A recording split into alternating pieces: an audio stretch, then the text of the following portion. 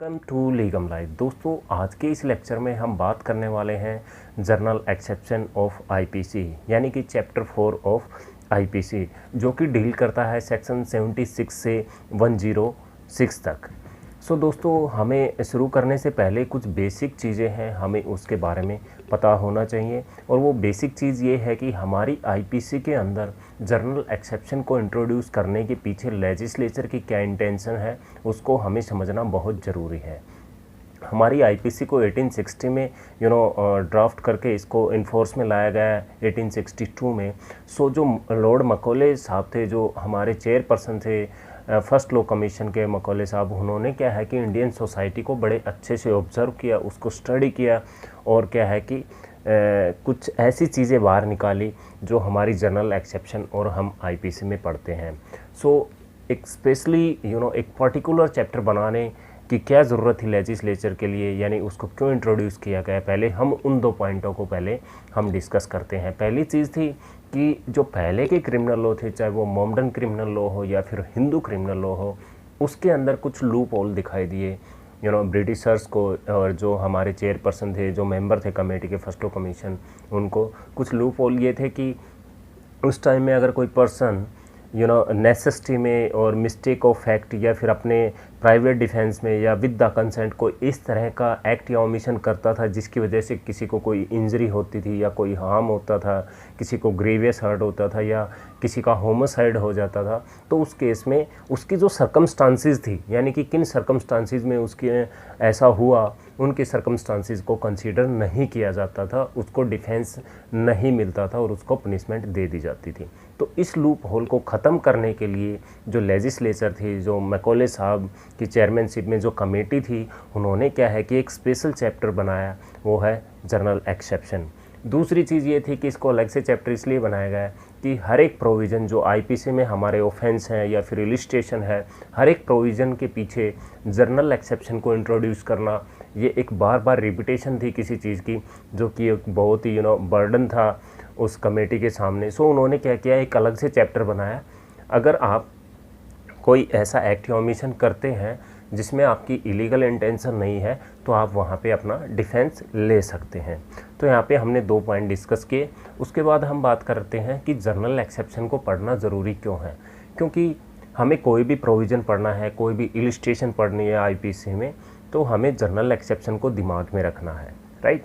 ये बोलता है हमारा section 6 of IPC, that is the backbone of Indian penal code 1860, right. हमें चाहे कोई इलिस्ट्रेशन हो या कोई भी ऑफेंस की डेफिनेशन हो, उसके एसेंशियल एलिमेंट हो, उनको अगर हमें अंडरस्टैंड करना है, उनको समझना है, तो हम जर्नल एक्सेप्शन को अपने दिमाग में लेके चलेंगे, उनको साथ साथ हम डिस्कस करते रहेंगे। इसको हम एक छोटी सी एक इलिस्ट्रेशन के साथ डिस्कस करते हैं कि कोई 6 साल का बच्चा है जिसने विदाउट द कंसेंट किसी लड़की के साथ पेनिट्रेशन किया, क्या वो रेप की डेफिनेशन में आता है, क्या वो रेप है। तो अगर हम जर्नल एक्सेप्शन को इन्वोक ना करें तो वो एक रेप है, क्योंकि जो 375 में रेप की डेफिनेशन में बोलता है ए मैन, यानी कि एक आदमी जो पेनिट्रेशन करता है without the consent of the girl या फिर किसी ह्यूमन बीइंग की, तो वो एक रेप है, रेप की डेफिनेशन में आता है। अब मैन की डेफिनेशन हम सेक्शन 10 में देखते हैं आईपीसी में, जहाँ पे किसी की कोई एज ही नहीं है, किसी एज की कोई लिमिटेशन नहीं है, वो 1 साल से लेके कितने भी किसी भी एज का पर्सन हो सकता है, तो एज मैटर नहीं करती। तो एज़ पर सेक्शन 10 और एज़ पर सेक्शन 375 उस बच्चे ने क्या है, रेप कमिट किया। लेकिन हमने बोला कि जब भी हम किसी ऑफेंस या प्रोविज़न को हम स्टडी करेंगे, अंडरस्टैंड करेंगे, तो हमें जर्नल एक्सेप्शन को इन्वोक करना पड़ेगा, उसको समझना पड़ेगा। तो हमने यहाँ पे जर्नल एक्सेप्शन को इन्वोक किया और उसके अंदर सेक्शन 82 है, उसमें ये लिखा हुआ है कि 7 साल या 7 साल से कम की उम्र का कोई भी पर्सन है, कोई भी बच्चा है, वो कोई भी ऑफेंस कमिट नहीं कर सकता। उसको हम बोलते हैं डोली इनकैपेक्स, यानी कि incapable of committing a crime और टॉट, यानी कि उसमें इस तरह की कोई भी उसकी इंटेंशन नहीं होती कि वो किसी क्राइम को कर सके, कोई टॉट कमिट कर सके, राइट। तो उसको सेक्शन 82 के अंदर एक डिफेंस मिल जाएगा उस बच्चे को, क्योंकि उसकी एज 6 साल की है, राइट। वहाँ पे एक प्रजम्पशन होती है, कोर्ट क्या है, प्रज्यूम करता है सिचुएशन को फैक्ट को, सर्कमस्टांसिस को, तो वहाँ पे कोर्ट प्रज्यूम करेगा कि वो एक कंक्लूसिव चीज़ है, वो वहाँ पे इस तरह का क्राइम या टोर्ट कमिट कर ही नहीं सकता जिसकी एज 7 साल से कम है। ये इंडियन लॉ के अकॉर्डिंग ये कॉन्सेप्ट है, राइट। सो ये कंक्लूसिव कंक्लूसिव चीज़ है, इसको हम रिबट नहीं कर सकते। सो ये इरिबेटेबल प्रजम्पशन ऑफ लॉ है, जो हम एविडेंस में थोड़ा पढ़ेंगे। एविडेंस में प्रजम्पशन के बारे में है, जब भी एविडेंस की बात होती है, फैक्ट के बारे में है, जब भी एविडेंस हम पढ़ते हैं, तो ये चीज़ें हम वहाँ पे देखते हैं। सो यहाँ पे 82 में हम यही देखेंगे, एक माइनर चाइल्ड है जिसकी एज 7 साल से कम है, वो ऑफेंस कमिट नहीं कर सकता है। कोर्ट यही मानता है, इसको कंक्लूसिव बोलते हैं, और ये इरिबेटेबल प्रजम्पशन ऑफ लॉ है। यहाँ आप जितने मर्जी फैक्ट ले आएँ, जितने मर्जी आप एविडेंस ले आएँ, उस केस में उस बच्चे को ट्रायल नहीं किया जाएगा। सो जैसे ही जनरल एक्सेप्शन को हम इन्वोक में लेके आए, तो वो जो इलिस्ट्रेशन थी उस केस में अब जो बच्चे ने एक्ट किया है वो अब रेप की डेफिनेशन में नहीं आता, राइट। तो ये इसलिए इसको पढ़ना बहुत ज़रूरी है।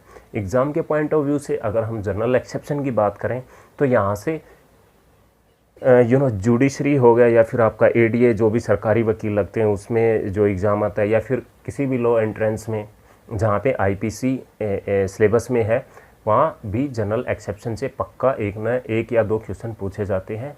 वो ऑब्जेक्टिव भी हो सकते हैं आपके, डिस्क्रिप्टिव भी हो सकते हैं, क्योंकि जनरल एक्सेप्शन एक प्रिंसिपल बेस्ड ही है पूरा हमारा आईपीसी। सो क्लैट के एग्ज़ाम में भी अगर आपको प्रिंसिपल बेस्ड सिचुएशन बना के देंगे कि ये सिचुएशन है और ये प्रिंसिपल है, क्या ये चीज़ सही है, क्या ये गलत है। सो अभी क्लैट का एग्ज़ाम भी होने वाला है करीब 1 महीने बाद, तो उस केस में भी हम जनरल एक्सेप्शन को पढ़ना ज़रूरी है। वहाँ पे आपको मर्डर और कल्पेबल होमिसाइड की एक प्रीपोजिशन बना के देंगे, और उसमें आपको केस को डिसाइड करना है। प्रिंसिपल आपको साथ में देंगे क्वेश्चन पेपर में, वहीं आपको इसका क्लू दे दिया जाएगा, राइट। तो एग्ज़ाम के पॉइंट ऑफ व्यू से भी ये बहुत इंपॉर्टेंट चैप्टर है। और अभी हमने जो चीज़ें डिस्कस की वो ये कि जनरल एक्सेप्शन चैप्टर 4 में फॉलो करते हैं 76 से 106 तक, राइट। ये 2 इंपॉर्टेंट चीज़ें थी।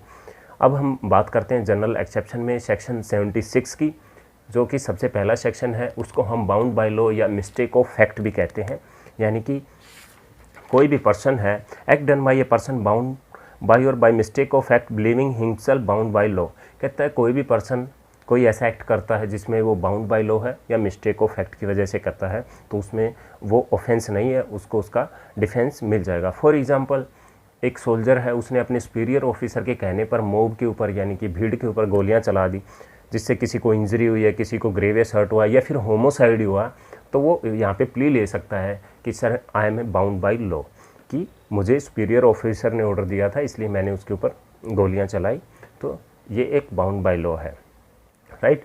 दूसरी चीज़ ये आपको ध्यान में रखनी है कि जो बर्डन ऑफ प्रूफ रहता है वो हमेशा अक्यूज पर रहता है, क्योंकि उसको अपना डिफेंस लेना है। ये बर्डन ऑफ प्रूफ है, ये क्या चीज़ है, ये क्या टर्मिनोलॉजी है, ये हम एविडेंस में पढ़ते हैं, राइट। दूसरी चीज़ है मिस्टेक ऑफ फैक्ट।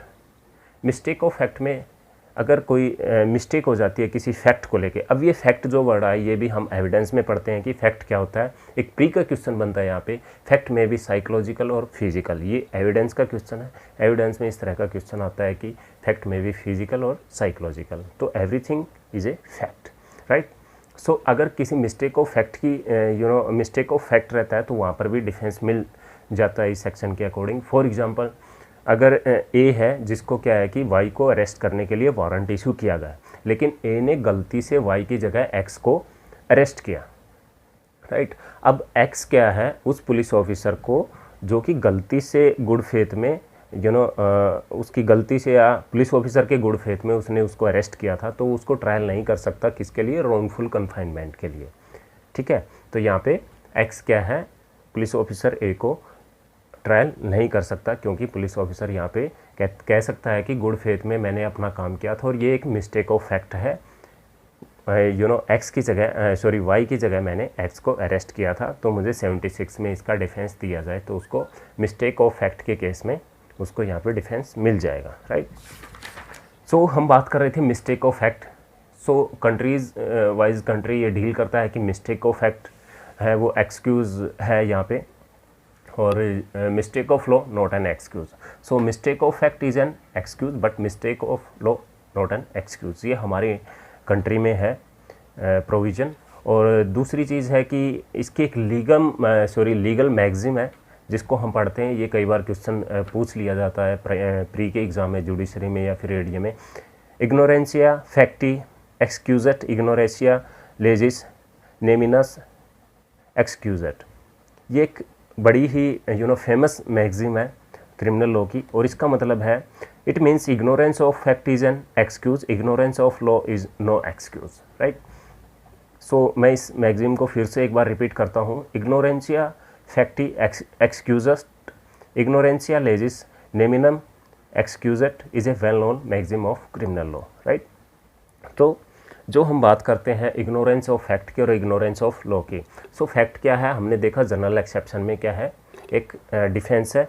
लेकिन इग्नोरेंस ऑफ लॉ का मैं एक एग्जांपल देता हूँ। फॉर एग्जांपल, हमारे कुछ दिन पहले एडल्ट्री है या फिर अननेचुरल जो सेक्स है, लस्ट है, वो हमारे क्या है, एक ऑफेंस था। लेकिन कुछ कंट्री में एडल्ट्री या अननेचुरल सेक्स है वो ऑफेंस नहीं है, वो इंडिया में आते हैं और यहाँ पे इस तरह के कोई ऐसा एक्ट करते हैं, एडल्ट्री करते हैं या फिर क्या बोलते हैं, अननेचुरल सेक्स करते हैं, तो वो ये प्ले लेते हैं कि हमारे देश में तो हम कर सकते हैं लेकिन हिंदुस्तान में ऐसा नहीं कर सकते, क्योंकि यहाँ पे मिस्टेक ऑफ फैक्ट है, mistake of law not an excuse. So आप लॉ को लेके कोई मिस्टेक नहीं कर सकते। फॉर एग्जांपल, मैं किसी को पंच करता हूँ और मैं कहता हूँ मुझे लॉ के बारे में पता ही नहीं कि किसी को पंच करना एक ऑफेंस है, इस तरह का एक्ट एक ऑफेंस है। तो mistake of law not an excuse, mistake of fact is an excuse, right. So मैंने एक मैगज़ीन बताई। उसके बाद हम बात करते हैं सेक्शन 76 में 2-3 इम्पोर्टेंट जजमेंट है। उसमें से आर वर्सेस प्रिंस की एक जजमेंट है जिसमें एक 16 साल की लड़की को लेके एक लड़का निकल जाता है, उसको पोजेशन उसके पेरेंट उसके गार्जियन के पोजेशन से लेके चला जाता है। तो वो फैक्ट एक मिस्टेक ऑफ फैक्ट की प्ली लेता है, डिफेंस लेता है कि ये लड़की दिखने में 16 साल की नहीं है, यानी कि उसकी जो हेल्थ ग्रोथ यानी उसकी जो ग्रोथ है वो काफ़ी ऐसे लगता है कि वो 20-22 साल की है। तो कोर्ट ने उसको कंसीडर नहीं किया, ठीक है। उन्होंने कहा कि जो आपने काम किया है ये unlawfully taking an unmarried girl को, ये एक अनलॉफुल एक्ट है और आपको अबडक्शन और किडनैपिंग के चार्जेस में आपको ट्रायल किया जाता है। उन्होंने मिस्टेक ऑफ फैक्ट ये था कि ये 16 साल की लड़की है, मुझे नहीं पता था ये माइनर है, राइट। जिस लड़के के साथ वो लड़की भाग के गई थी या गई थी, तो उस केस में लड़का तो उसने यही ले लिया कि ये लगती ही नहीं है कि ये 16 साल की है, मुझे लगता है ये 19 या 20 साल की है। तो कोर्ट ने इस चीज़ को कंसीडर नहीं किया, ठीक है, क्योंकि आप किसी की गार्जियन की परमिशन के बगैर आप किसी के बच्चे को नहीं लेके जा सकते, उसके ऊपर अबडक्शन और किडनैपिंग के चार्जेस लगे। दूसरा केस है आर वर्सेस टॉल्सन का। इसमें क्या है कि एक बाइगैमी के चार्ज लगे थे, ठीक है। किसी ने अपनी बीवी को निकाल दिया, अब उस बीवी ने क्या है कि 7 साल तक वेट किया उसके हस्बैंड का, वो वापस नहीं आया और नहीं पर उसको कहीं देखा गया ना कहीं सुना गया, तो उसकी बीवी ने क्या है दूसरी शादी कर ली, ठीक है। ये है आर वर्सेस टॉल्सन का केस। अब उसने जैसे ही दूसरी शादी की तो उसका पति वापस आता है और उसके ऊपर बाइगैमी के केस चला देता है, बाइगैमी के लिए उसको ट्रायल करता है। तो इस केस में कोर्ट ने कहा था कि ये रीज़नेबल है कि आप 7 साल में कहीं पे दिखाई नहीं दिए, कहीं पे सुनाई नहीं दिए, और जितनी हो सकती थी ये जो आपकी वाइफ है इन्होंने आपको ढूंढा, आपसे बात करने की कोशिश की आप कहाँ हैं, तो इनको कहीं भी आपका कोई भी सुराग नहीं मिला कि आप कहाँ हैं, जिंदा है क्या है। तो इन्होंने दूसरी शादी की है उसके बाद, तो उसको क्या है मिस्टेक ऑफ एक फैक्ट का एक डिफेंस मिला था उसकी वाइफ को, और उसके ऊपर जो बाइगेमी के चार्ज थे उसमें उसको एक्विटल मिला, राइट। एक केस और है गोपालिया कालिया का एक केस है। इसमें क्या है कि एक पुलिस ऑफिसर है, वो कंप्लेनेंट को अरेस्ट कर लेता है, ठीक है। Warrant believing in good faith that he was the person to be arrested, the complainant brought an action for wrongful confinement, it was held that police officer was not guilty because he was protected by this section, right. वो उस complainant को ही accused समझ के उसको arrest कर लेता है, और अरेस्ट करने के बाद जो कंप्लेनेंट था वो पुलिस ऑफिसर पर रॉन्गफुल कन्फाइनमेंट के रिपोर्ट लिखवाता है। तो उस केस में उसको क्या डिफेंस मिला था 76 के अकॉर्डिंग कि ये मिस्टेक ऑफ फैक्ट है। तो यहाँ पे हमने 76 में जो इम्पोर्टेंट चीज़ है, आर वर्सेस प्रिंस का केस है, आर वर्सेस टॉल्सन का केस है। दूसरी चीज़ वो एक जो मैगज़ीम है, ठीक है, क्रिमिनल लॉ की मैगज़ीम है। यहाँ पे 3 चीज़ें इंपॉर्टेंट है, और ये मिस्टेक ऑफ फैक्ट है और मिस्टेक ऑफ लॉ है। तो ये पहला सेक्शन था हमारा जनरल एक्सेप्शन से जो डील करता है। अगले वीडियो में हम बात करेंगे सेक्शन 77 और 78 के बारे में। आपकी कोई भी इस जनरल एक्सेप्शन से या फिर आईपीसी से रिलेटेड कोई भी क्वेश्चन है, कोई भी क्वेरी है, तो आप हमें कमेंट बॉक्स में लिख के बताएं। स्पेशली क्लैट स्टूडेंट जिनके लिए लीगल रीजनिंग 50 मार्क्स की आने वाली है क्लैट के एग्ज़ाम में, सो आपके लिए कौन सा टॉपिक इम्पोर्टेंट है, आप किस टॉपिक पर वीडियोज़ आते हैं, हमें कमेंट बॉक्स में लिख के बताएं। हमारे चैनल को सब्सक्राइब करें, लाइक करें। बेस्ट ऑफ लक, लगे रहिए अपनी तैयारियों पे। बहुत ही जल्दी आपका एग्ज़ाम होने वाला है, शायद 21 जून को आपकी टेंटेटिव डेट आई है क्लैट एग्ज़ाम के लिए। सो आप सभी को शुभकामनाएं। Best of